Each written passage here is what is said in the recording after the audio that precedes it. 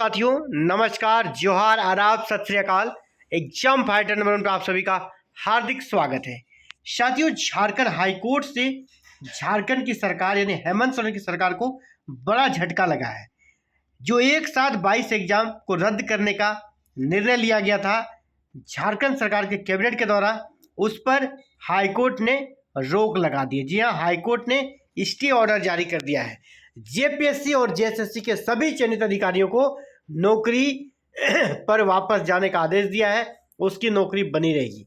तो सबसे बड़ा सवाल जो हमारे व्हाट्सएप ग्रुप और टेलीग्राम पे, जो कि आप सभी हायर एजुकेशन के छात्र छात्रा हैं, आप सभी का सबसे बड़ा सवाल, क्या सर जेट पर जो जेट एग्जाम को जो रद्द किया गया था वहाँ भी स्टे ऑर्डर लग गया क्या? जेट का एग्जाम मान्य होगा, वैलिड होगा, इसी एग्जाम पे रिजल्ट आएगा और इस एग्जाम को पास कर असिस्टेंट प्रोफेसर आप बन सकेंगे। तरह तरह के सवाल ग्रुप में चल रहे हैं और मुझे भी मैसेज किए जा रहे हैं। तो जेपीएससी जेट का क्या हुआ, इस पर बात करेंगे। तो चलिए पहले इन दोनों केसेस को समझते हैं। यहाँ पे देखिए, पहला जो केस था वो मैं आपको द न्यूज पोस्ट के माध्यम से ये आप सभी के भी शेयर कर रहा हूँ। द न्यूज पोस्ट, ताकि मैं उसको क्रेडिट देता हूँ ताकि कॉपीराइट ना आए। जहाँ से आप लेते हैं चीज़ों को उसको क्रेडिट देना चाहिए, इसीलिए मैं द न्यूज पोस्ट के माध्यम से ये न्यूज़ आपके भी साझा कर रहा हूँ। ब्रेकिंग न्यूज़ क्या है? JSSC, CGL, CDPO, FRO, FSO, high court का बड़ा फैसला, सरकार के आदेश पर लगी रोक। इसके साथ ही साथ जेपीएससी सिविल सर्विसेज 11 to 13 पर भी रोक लगी है। यानी अब ये अधिकारी जो थे उनकी नौकरी नहीं जाएगी। डेली हंट जो दूसरा हमारा न्यूज़ है, वहाँ से भी ये न्यूज़ निकल कर आई। जेपीएससी जेएसएससी एग्जाम रद्द करने के झारखंड सरकार के फैसले पर हाईकोर्ट ने लगाई रोक। यानी जो एग्जाम को रद्द करने का निर्णय लिया गया था झारखंड सरकार के द्वारा, उस पर रोक लगा दी गई है ना, 11, 13 जेपीएससी और जेएसएससी पर। लेकिन यहाँ पर मैं आपको स्पष्ट कर दूँ सभी बच्चों को कि जेट को लेकर कोई याचिका दायर नहीं की गई है और जेट का मामला बिल्कुल अलग है। ये जो दो डिसीजन आए हैं, क्यों आए पहले इसको समझिए। यहाँ पर ये लोग नौकरी में थे, सेवा में थे, जॉब कर रहे थे, और जब जॉब में कोई जाता है ना तो उसको कौन हटाता है? जो उसका एम्प्लॉयर है, यानी उसका जो नियोक्ता है वही हटा सकता है। झारखंड सरकार नियोक्ता नहीं है, बल्कि उसका डिपार्टमेंट है। डिपार्टमेंट से बाकायदा उसको नोटिस जाएगा, तब वो हट सकते थे। बाय प्रोसेस होता है, कोई भी काम बाय प्रोसेस होता है। हेमंत सोरेन अगर किसी अधिकारी को हटाना चाहे, वो बोल देंगे इसको हटा देंगे, नहीं हट सकता वो। उसका डिपार्टमेंट उसको लेटर देगा, फिर उसका जो एम्प्लॉयर है, नियोक्ता है, वो उसको लेटर देगा, तब वो हटेगा। उसके पहले इसको नोटिस भी दिया जाएगा, सूचना दिया जाएगा, शो कॉज दिया जाएगा। बाय प्रोसेस से होता है, यानी कि नेचुरल है।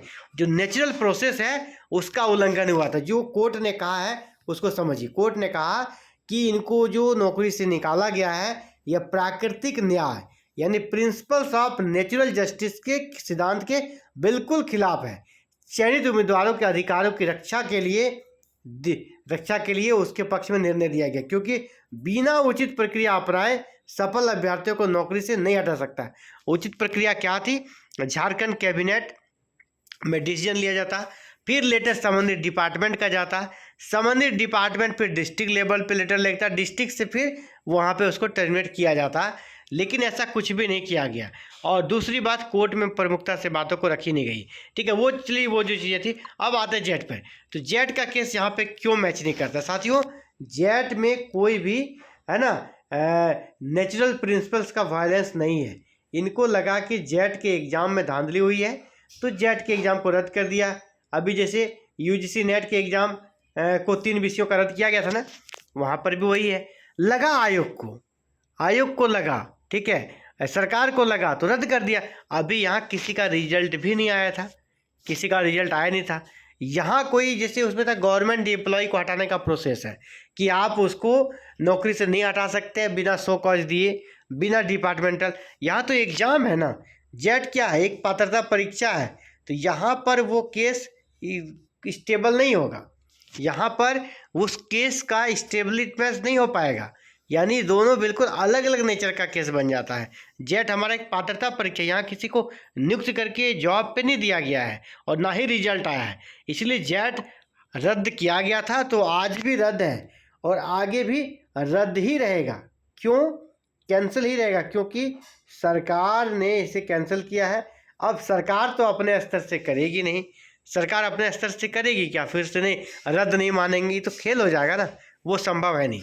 दूसरा, कोर्ट में ये मामला स्टेबल नहीं होगा, है ना। हाई कोर्ट के लायक ये मामला यहाँ पर बनेगा नहीं, क्योंकि रिजल्ट आया नहीं है, रिजल्ट नहीं आया। सरकार को, आयोग को पूरी स्वतंत्रता रहती है। अभी आपने देखा होगा एनटीए ने अपने एग्ज़ाम को रद्द किया है ना।